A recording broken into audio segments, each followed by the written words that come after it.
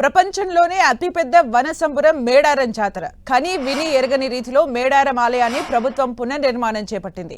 గిరిజన సాంప్రదాయాలకు అనుగుణంగా నిర్మిస్తోంది. శిలలపై చెక్కిన శిల్పాలు, పాలరాతిపై ప్రాణం పోసుకున్న బొమ్మలు ప్రత్యేక ఆకర్షణగా నిలిచాయి.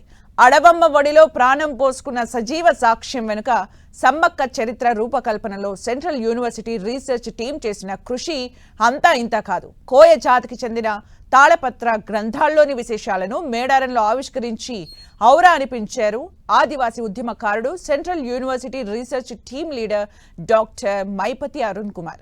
మేడారం ఆలయ నిర్మాణానికి సంబంధించిన మరింత సమాచారాన్ని మా ప్రతినిధి కేకే అందిస్తారు. ప్రపంచంలోనే అతిపెద్ద గిరిజన జాతర మేడారం. దిక్కులు పిక్కటిల్లా వినిపిస్తున్నటువంటి నినాదం ఆదిపరాశక్తి సమ్మక్క, వరాల తల్లి సారలక్కకు సంబంధించినటువంటి గద్దెల పునరుద్ధరణ అనేటువంటిది ఇప్పుడు దేశంలోనే ఆదివాసీ గిరిజనుల్లో చర్చ జరుగుతుంది. ఆదివాసీలకు సంబంధించినటువంటి ఆచార వ్యవహారాలు, ఆధ్యాత్మిక జీవన విధానం అంతా కూడా ఇప్పుడు వాటన్నిటికీ సాంస్కృతిక కేంద్రంగా మేడారం జాతర వేదికైంది. సెంట్రల్ యూనివర్సిటీకి సంబంధించినటువంటి బృందం చేత ప్రభుత్వం ఇచ్చినటువంటి సంకల్పాన్ని క్షేత్రస్థాయి లోపల ఎగ్జిక్యూట్ చేసినటువంటి రీసెర్చ్ స్కాలర్, ఆదివాసీ ఉద్యమకారుడు మైపతి అరుణ్ కుమార్ మనతో ఉన్నారు. ఒకసారి అరుణ్ కుమార్తో మాట్లాడదాం. అరుణ్ కుమార్, ఇక్కడ అంటే ప్రభుత్వం ఇచ్చినటువంటి సంకల్పం చాలా క్రిటికల్ టాస్క్, చాలా సున్నితమైన అంశం. దీన్ని ఎట్లా రూపకల్పన చేశారు, ఎట్లా మీ దృష్టికి వచ్చింది, దీన్ని ఎట్లా ఎగ్జిక్యూట్ చేయడం కోసం ప్లాన్ చేసుకున్నారు? వాస్తవం కూడా అన్న, సమ్మక్క సారలమ్మల చరిత్ర అంటే కూడా అర్థం కాని చరిత్ర. ఈరోజు వరకు కూడా చిలకల గట్టు నుంచి వెళ్ళి మా సిద్ధపోయిన కొత్తర పూజారులు దేవుని తీసుకొచ్చే విధానం కానీ, అక్కడ పూజా విధానాలు మొత్తం ఐసోలేటెడ్లోనే ఉంటాయి. అసలు ఆదిమ సంస్కృతి అంటేనే ఐసోలేటెడ్ కల్చర్ ఉంటుందని మాకు తెలిసింది. అయితే ఇక్కడ ఆలయ నిర్మాణం చేయాల్సి వచ్చినప్పుడు మరి ఏ మోడల్ తీసుకోవాలనేది కూడా ప్రభుత్వానికి ప్రశ్నార్థకమే అవుతుంది కదా. ఇక్కడ ప్రధానంగా ప్రభుత్వము యొక్క ఆలోచన ఏంటంటే, సంవత్సరానికి సంవత్సరాలు భక్తుల రద్దీ పెరిగిపోతుంది. ఇక్కడ భక్తులు ఇబ్బంది పడతారు. స్థలం చిన్నగా ఉన్నది. ఇది ఎప్పుడో పూర్వం వేసిన గద్దె. ఆ గద్దెకి ఇప్పుడున్న జన సమీకరణకి తొక్కిసలాట ఇవన్నీ జరుగుతున్నాయి కాబట్టి ప్రభుత్వం ముందుగల మా కోయ పూజారులతో చర్చలు జరిపింది. ముందు మా వాళ్ళు ఒప్పుకోలేదు. ఎందుకంటే సమ్మక్క సారలమ్మ తల్లి శక్తిని ముట్టుడంటే అంత ఆశామాషి కాదు. సరే, కాలం మారింది, జనాలు పెరిగిలు కాబట్టి మనం కూడా ఇక్కడికి వచ్చే భక్తులు మధ్య భారతదేశం నుంచి వస్తారు, వివిధ ప్రాంతాల నుంచి వచ్చి ఇబ్బంది పడవద్దు కదా. అవి కూడా మనం ఆలోచించాలి కాబట్టి కంపల్సరీ మార్పు చేసుకో అనుకున్నప్పుడు ఫస్ట్ ఎండోమెంట్ దీన్ని టేకాప్ చేసింది. ఆదివాసుల గుడి కట్టాలంటే దాని నిర్మాణానికి సంబంధించిన అంశాలు ఎట్లుంటాయి కాబట్టి ప్రభుత్వానికి కొంత ఇక్కడ ఏ మోడల్లో కట్టాలి అనేది కూడా కొంత సవాలుగానే మారినప్పుడు అప్పుడు మా కోయ పూజారులు, సేమ్ టైం మంత్రి సీతక్క గారు కూడా ఇదే సమ్మక్క రాయబండాని వంశంలో ఉండటం, మా కోయ పూజారుల కలయిక అఫిడవిట్ ఉండు, అది మా వాళ్ళు దాన్ని యాక్సెప్ట్ చేసే దగ్గరకు వచ్చింది. సరే, యాక్సెప్ట్ అయితే చేసిన మోడల్ ఎట్లా తీసుకురావాలనుకున్నప్పుడు మా చరిత్రను మేము కాపాడుకోవాలంటే చరిత్ర అధ్యయనం చేయాలని డిసైడ్ అయినప్పుడు ఆ చరిత్రలో మన గోదావరి పర్యాక ప్రాంతంలో 236 పడిగ గుడ్డలు ఉంటాయి, ఇలవేలుపు జాతరలు. సమ్మక్క సారలమ్మ లాగానే సడాలమ్మ, రక్త బొమ్మలమ్మ, రెక్కల రామక్క అని ఉంటాయి. వీటిని స్టడీ చేసినప్పుడు కూడా ఒక్క పడిగకు 101 బొమ్మలు ఉంటాయి, అనేక రాతి చిత్రాలు, పడిగ బొమ్మలు. ఇట్లా మేము ఈ తాళపత్ర గ్రంథాలు స్టడీ చేసినప్పుడు మాకు అర్థమైంది ఏంటంటే ఈ చరిత్ర అంతా కూడా సమ్మక్క సారలమ్మ సమ్మక్క అనేటామ అఖండ భారతదేశంలో 101 కోయ రాజ్యాలు పరిపాలించింది అనేది మాకు అర్థమైంది. 2 పిల్లర్ల మీద సమ్మక్క వంశం, సారలమ్మ, పైడితరాజు, గోవిందరాజు యొక్క గొడ్డు గోత్రాలు, వంశ వృక్షాలు, వాళ్ళ చెట్లు, జంతువులు, పక్షులు, ప్రకృతితో ఎట్లా సంబంధం ఉండదో వాళ్ళకి మొత్తం తెలిసే విధంగా 7000 బొమ్మలతో ఇవాళ ఈ స్ట్రక్చర్ను మనం ఇవాళ ఇక్కడ చూస్తామన్నా మా టీం ఇప్పటికి పనిచేయబట్టి 119వ రోజు ఈ రోజు వరకు కూడా. సో ఇదంతా కూడా ఎక్సర్సైజ్ చేయడానికి అటు ప్రభుత్వంతో సంప్రదింపులు చేయాలి, ఆ పూజారులకు సంబంధించినటువంటి సున్నితమైనటువంటి అంశాలు, దీనికి ఏ రకంగా ప్లాన్ చేసుకున్నారు, ఎవరెవరిని కోఆర్డినేట్ చేశారు, ఎంత సమయం పట్టింది? వాస్తవంగా కూడా వీళ్ళేమో 100 డేస్ల టెంపుల్ ప్లానింగ్ పెట్టుకున్నారు. ఎవరు? ప్రభుత్వం. కంపల్సరిగా ఈసారి గుడి నిర్మాణం కావాల్సిందే అనేది. మరి ఇక్కడ చూసినప్పుడు ఐసోలేటెడ్ కల్చర్ను మీరు అన్నట్టు దాన్ని బ్యాలెన్స్ చేసుకుంటూ సమన్వయం చేసి ఎక్కడ లేని గుడి కట్టడం అంటే కూడా పెద్ద టాస్కే మాకు కూడా. కానీ ఇక్కడ నేను ముందే మాట్లాడినా మొత్తంగా కూడా అధికారులు ఎవరైనా, ఇవాళ కలెక్టర్ గారైనా, ఎస్పీ గారైనా, ఈఓ గారైనా, వివిధ సెక్టార్ల అధికారులు అందరూ కూడా ఆదివాసుల పూజారుల విశ్వాసాలకు అనుగుణంగా పనిచేయాలనేది పాయింట్ నెంబర్ 1. సమ్మక్క గద్దె ఉన్నది.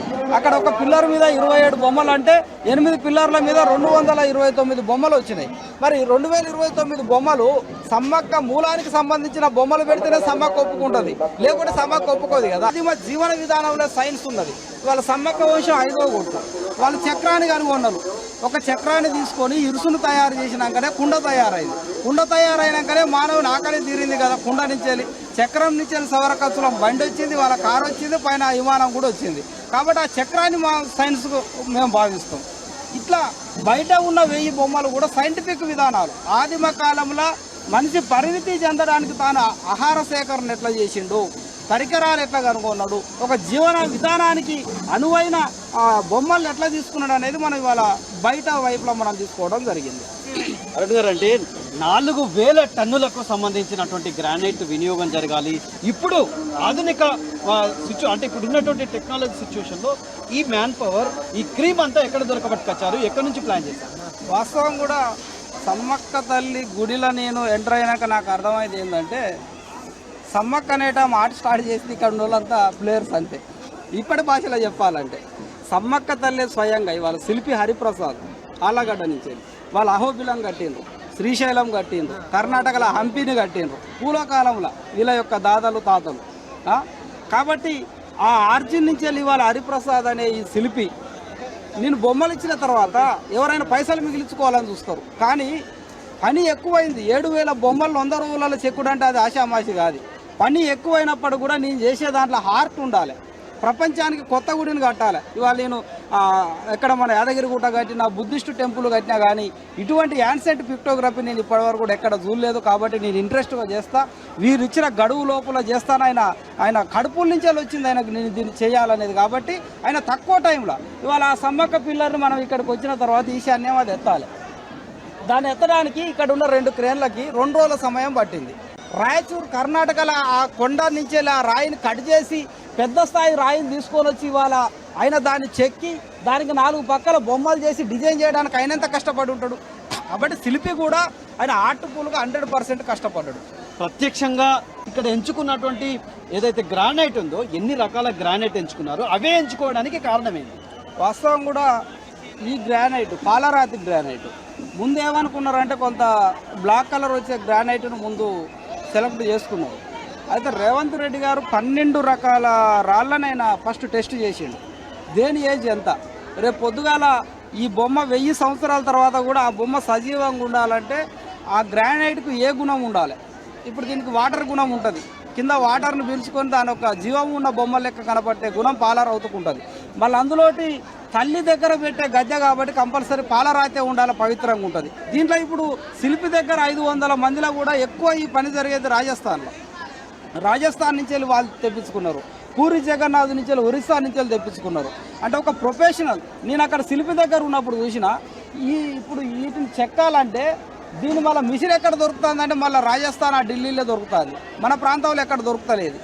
ఆయన అక్కడి నుంచి వెళ్ళి తెప్పించుకోవాలి. అంటే దీని పనిముట్లు కూడా బయట నుంచి వెళ్ళి తెప్పించుకొని చేయాల్సిందే. వాస్తవం కూడా వాళ్ళు 500 మంది, ఇక్కడ 500 మంది నిర్విరామంగా కష్టపడితేనే ఇవాళ ఈ చరిత్ర నిలుస్తుంది.